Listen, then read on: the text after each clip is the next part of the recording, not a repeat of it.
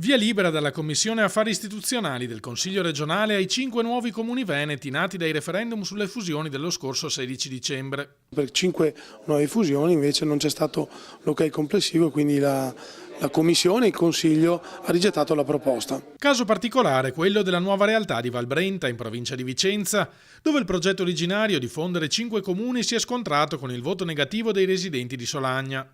La Regione ha deciso di escludere il territorio del paese ribelle e procedere comunque alla fusione dei municipi di Cismon del Grappa, Valstagna, San Nazario e Campolongo sul Brenta. Per Solagna la scelta è stata anche facilitata dal fatto che si tratta del comune più a sud della vallata, quindi non un comune che poteva creare una continuità a livello territoriale. Quindi per questo abbiamo deciso anche di procedere con l'esclusione di questo comune e quindi anche rispettando la volontà del territorio. Sempre in provincia di Vicenza vedono la luce i nuovi comuni di Colceresa, dalle ceneri di Molvena e Mason Vicentino, e Lusiana Conco dai 2 campanili omonimi.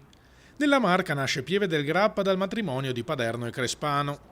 Nel bellunese Melle, Lentiaia e Trichiana danno vita a Borgo Valbelluna.